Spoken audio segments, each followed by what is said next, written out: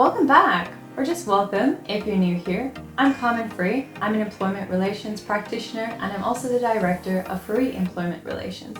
I've included a list of my credentials in the description box below to give you some peace of mind around the content that I share. Today I'm going to be answering a question that I get quite often, which is, can employers force employees to work overtime?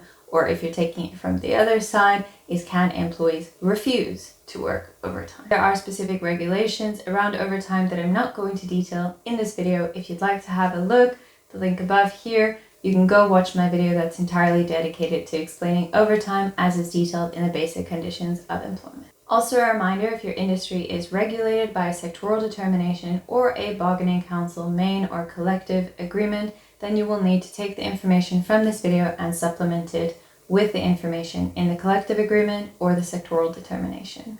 This specifically that I'm discussing is overtime as it is stipulated in the basic conditions of employment. Right, now answering the question, can employers force employees to work overtime? And the long and the short answer is no, but there are some technicalities around it. So the first technicality is that overtime is only applicable. The clause in the basic conditions of employment is only applicable to employees who earn below the earnings threshold. So that is below 205,433 Rand and 30 cents per year. There are some exclusions in that calculation, so check out the description box below for how to calculate that. So if an employee earns above the earnings threshold, then they may be required to work overtime and they cannot unreasonably refuse to work overtime because they are not necessarily covered by the basic conditions of employment. So therefore that would be a specific discussion between the employer and the employee as to what would be a reasonable refusal to work overtime. Also, senior managers are excluded from the overtime clause in the basic conditions of employment. So that is to say employees who can hire, discipline or dismiss or represent a company internally or externally are also excluded from that. So if requested to work additional hours, they cannot unreasonably refuse to do so.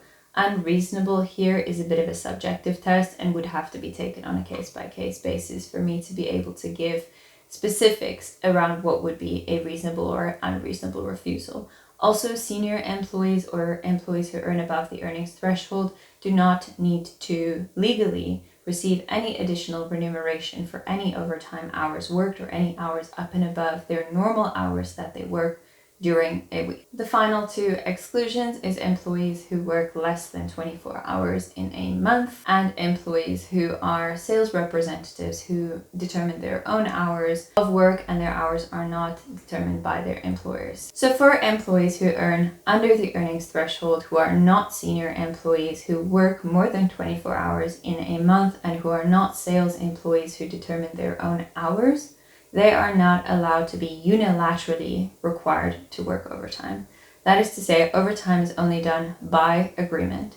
In the absence of an agreement, an employee does not need to work overtime and therefore cannot be forced to work overtime, and they can legally and reasonably refuse to work overtime. If you would like to implement an overtime agreement, you can go to the link below and to my download shop. For a small fee, you can download my overtime agreement. That includes all the information necessary in section 10 of the basic conditions of employment, which regulates overtime. But overtime for those specific employees can only be done by agreement. Let's take a scenario where there is an agreement to work overtime, and this has happened in practice, so I'm just going to discuss them to clarify it. If employees do have an agreement in their contract that says that they will work overtime, however, the employer gives them extremely short notice, meaning probably tells them like an hour or two before the time that they would be required to work overtime. Depending on their circumstances, it might be a reasonable refusal for them to say that they are not able to work overtime on that particular day. But again, this would be done by a case-by-case basis,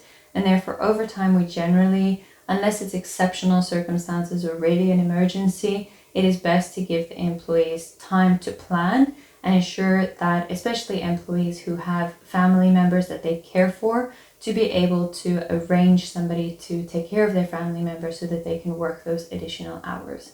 So it might be reasonable for them to refuse if it's on a very short notice and they do have personal things that they need to urgently attend to, that cannot be done by somebody else. Another one that I have seen play out in practice is if an employer requests employees to work overtime but does not sufficiently remunerate them for that overtime work, then also that would be a reasonable refusal.